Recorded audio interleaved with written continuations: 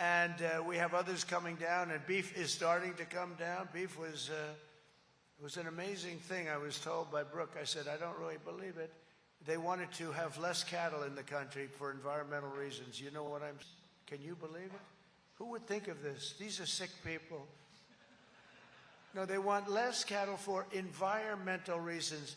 It has something to do with gas permeating throughout the air. And that's what happened. And the number of cattle was way down. I said, what happened?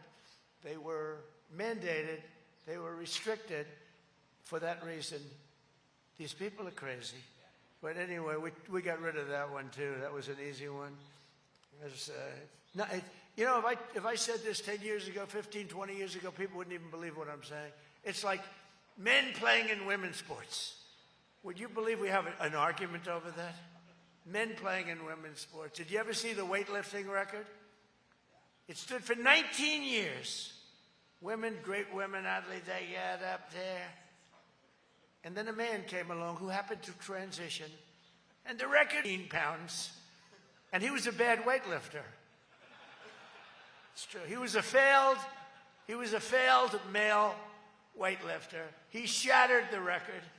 I would say that's not good. So we are bringing all that back to normalcy, too. And look what happened at the Olympics. The Olympic Committee, the heads of the Olympics just announced there will be no men playing in women's sports. Who else could have done that? You think that was easy? That wasn't easy. That was not easy. It's probably, they say it's an 80-20. No, I think it's a 99-1 issue, and nobody can find the one. To help lower gasoline prices for farmers and consumers, this week I issued an emergency order to allow immediate sales of E15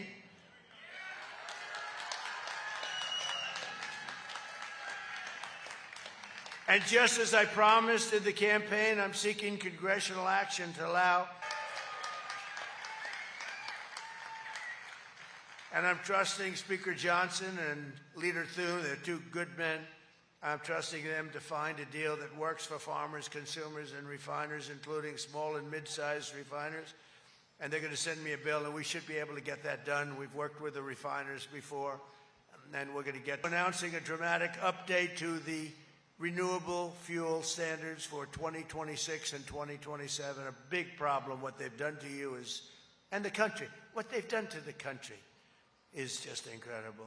Environmentalists, they are terrorists. They were terrorists. I call them the environmental terrorists, and will now be requiring the highest volumes of renewable fuels in history.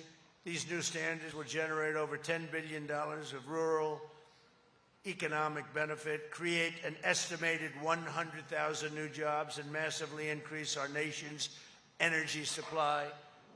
It'll come right out of the farms. In addition, to help bring down grocery costs even more, today I'm pleased to announce that the Small Business Administration, that's Kelly, is opening up massive new loan guarantees for farmers and food suppliers, including vegetable farmers, grain farmers, and seed farmers, cattle, pig, and poultry producers, grocery wholesalers, and many more. So if you're in the industry, Kelly, you better get ready. You're going to be inundated, right? It's the first time that's happened. And when they say she's the head of small business, when you add it all up, it's got to be the biggest, it's like the biggest bank in the world or something. There's nothing small about it. But you'll do a job, Kelly, right? Help them out, right? From Texas to Kansas, from Iowa to Idaho, and from Minnesota. How is Minnesota doing? What's going on? What's going on in Minnesota with that crazy governor, that crooked, corrupt governor? How about the Attorney General? Do you think he's a dirty cop? You think he's